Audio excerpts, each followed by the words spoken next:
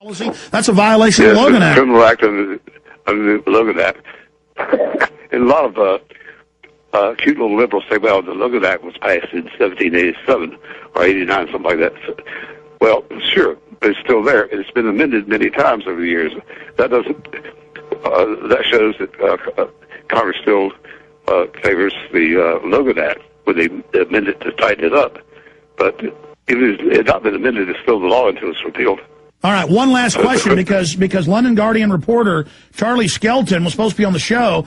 He's now in a police station. This is breaking news. I know you're going to hear this, Jim Tucker, but I've got to get this final question in unless your phone line gets lost or something. Any other key information from your Bilderberg sources about what is on the agenda? We know they're pressuring Obama to pass this gun ban treaty, and Obama's given speeches saying he does want to do that. Is that on the agenda, the global currency tax, the greenhouse taxes, the carbon taxes? I mean, what's on the agenda? All of that's on the agenda under the program that we need, a united world action, global action on a global basis by global government. That's all on the agenda. It's being pushed very hard. And this must be an important meeting if it's the greatest security you've ever seen. Jim Tucker, stay there one moment. I know you've got to go to that press conference, but Charlie Skelton, who was already picked up by police, and that's the London Guardian, and I thought got out of it, is back in the police station. Is he there reporting, or has he been arrested? I know you want to hear this, Jim, so stay there for a moment. Charlie Skelton of the London Guardian, have you been arrested again? Well, I wouldn't say arrested, detained again. Yes, I seem to be making a habit of this. That's twice now in 2 days. Jim Tucker's on the line with us and can get this out to the press conference he's about to go back to. Jim, do you have any questions for London? I'll tell the guys when I get downstairs. So you're going to survive, Charlie. Sorry, I can't quite hear. It was Jim Tucker got me out of jail. Okay, tell us what's happening right now, Mr. Skelton. Well, I'm being entered into the logbook again. Okay, let me just say bye to Jim then. Jim, we'll talk to you tomorrow at noon, okay? Very good. Good luck, Charlie. Talk to you at 8 o'clock your time. Sorry about that. Jim had to go. Okay, I'm going to shut up. London Guardian reporter there, and under international law, let me just tell you, Mr. Skelton, in case you don't know, when they turn their lights on, you're detained. When they put handcuffs on you or make you go somewhere, you're under arrest. So they don't ever want to tell you that, though, because when it turns out it was wrongfully done, it would be false arrest. So they play a mind game, a Jedi mind trick of telling you, we may have forcibly taken you here, but you're not under arrest. You are under arrest. Now, you've been falsely arrested. Tell us what happened. Well, it's rather embarrassing because there's the same police here again today who were telling me, I can't believe we're seeing you back here. And I was saying, look, I was just trying to photograph the delegates as they arrived at Bilderberg, which I was doing. I was trying to get a couple of nice arty shots, to illustrate my piece. So I'm doing a series of pieces for the Guardian website. I'm not a paparazzi. I don't have a long lens photo. They're detaining me because I'm standing at the side of the road with a little £50 digital camera. Yeah, world leaders, 150, it's now 150 world leaders meeting publicly to set world policy. They now brag about it. We've gotten their documents. And you're evil with one of the biggest newspapers in the world. What, top 10 newspapers, London Guardian, in the world? You're there, and this is the freedom of the EU. Please continue.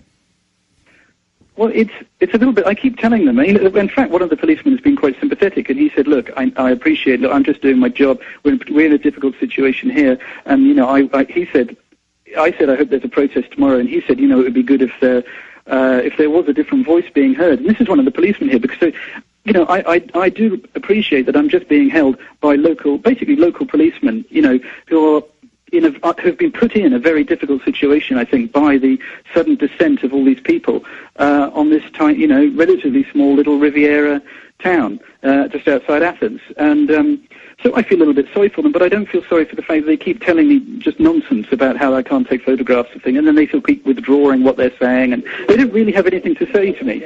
They're just going through the motions. And, the very idea that I'm standing at the side of the road.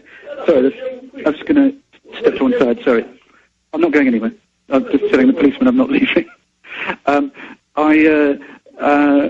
it's just slightly bizarre that I'm standing at the side of the road taking little arty photographs of a Mercedes-Benz as it whisks past, and then suddenly, there's another 7 policemen, around me, two of them plain clothes, and they're giving me the whole, what are you doing? Who's this? Give me your ID. What's all this? And I'm just thinking, God, what you're focusing on the wrong thing, and I do feel. Well, Mr. Skelton, they're violating for the police forces. They're violating the Geneva Convention. They're violating every canon of a free press. They are engaged in criminal acts. So I wouldn't be so gentlemanly about it. I mean, because they're violating you right now. They're violating me. I want you to know that because I'm a journalist. I don't think they know what they're doing. I don't think they know what they're doing. I don't think they know what's happening here. I don't think anyone does. Well, they've clearly been ordered. I don't think the people in the street know what's going on. I don't think they know what's going on. All they know is that they've got someone. Charlie Skelton, London Guardian reporter. Anyway, sorry. No. I just want to make clear here to you because I've been in the position you're in for 16 hours before. Yeah. Sir, obviously they're compartmentalized. They've been told arrest, harass, track, trace, tail anybody that gets anywhere around the world leaders setting for the global government conference where they adjust their world government program every year. So, did you know Jim Tucker's been shot at in Portugal? Did you know I've been death threatened? Did you know my wife's been called up and threatened when I'm at Bilderberg by them? Did you know that I've been detained for 16 hours and they told me in Canada that if they found a pinup girl of Betty Page, that would be illegal transfer of pornography? They searched all 3 of our laptops and thank God none of my staff or I had even accidentally visited a topless, site or something. I don't know what computers don't. Well, check my laptop. No, but don't give them the idea. Don't give them the idea. My point is that these are terrorists, and they were told to do that by Bilderberg. They told me they took me off the plane when I got there and took me into customs for 15 hours because Bilderberg had called them. So I'm telling you, this is a big news story that you're a journalist, I'm a journalist, we're trying to cover this, and you're now in a police station.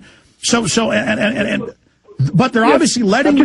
They're trying to remove me from the, from just being an interested, concerned citizen, which is basically what I hear. It's what I'm being. I'm an interested, concerned citizen, and and I'm taking a couple of photographs on a little camera, and they're removing me from the scene. And it is just obviously this blanket policy of getting everyone away from it, keeping the lid on it, and and all these these massive limousines come in with the tinted windows, and it's crazy. It's one of the most surreal experiences of my life. This is the first Bilderberg I've ever been to, and it's genuinely surreal. Well, Charlie Skelton, we're going to skip this break in case they come over and turn your phone off. We're skipping a network break, stations. This is not your break anyway, so it won't matter. We will take the bottom of the hour local break for everybody, but we are skipping this break. We're live at prisonplanet.tv. Forgive me if I get excited, sir, but, I'm one of these hot-blooded Texans. You're there for the second time. Tell us how this arrest happened today. The one today, I was, it's getting towards the end of the afternoon here. I walked up the hill towards the hotel entrance. I was actually staying away from the hotel entrance because I didn't want to be arrested. I thought, I'm going to play it nice and safe today. I don't want to end up in the police station. So I was just sitting by the side of the road, in full view of some policemen, by the way, just taking some low shots of the sort of Mercedes wheels going by, in case I happen to get something looking pretty that I could put on the website to accompany the stories that I'm writing. And suddenly, a motorcycle cop comes over. A car pulls up, 2 plainclothes come out, another police car come out, 2 more policemen. And, it's getting to be a real thing here. They're throwing a lot of people at a very small problem. When I wouldn't even class myself as a problem. And suddenly I'm surrounded and, and the pressure comes on and, it's everyone swaggering their shoulders at me. And it wasn't as bad as yesterday when, they were shouting at me and they were prodding me in the shoulder and, and it was quite... It got quite pointing nasty. Machine guns at you, you said? No, they weren't pointing machine guns at me. They had machine guns there. I mean, when you're being, when you're being detained and you see someone with walking towards you with a machine gun, you kind of notice the gun, and it's not nice. And oh look, there go the policemen now, the two plainclothes, off to harass someone else. It's not a very nice feeling, and and I didn't feel as threatened this time because we had more of a chat. So they took you and stuck you, sir. So they took you and put you in a car. Sorry. So they took you then and put you in the police car.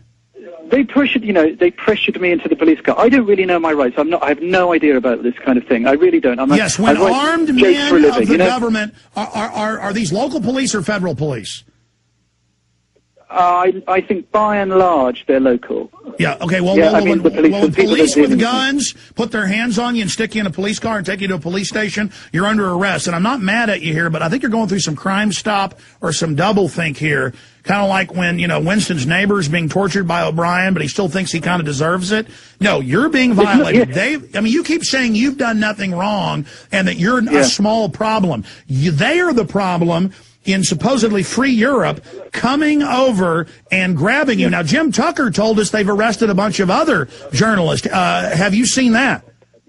I haven't, no. I've not really had much contact with anyone else here today. I had breakfast with Jim. But apart from that, I've not really seen anyone. I've just been keeping myself to myself, writing up I wrote up the account of last night. And I was actually going to write tonight, I was going to write about just the kind of strange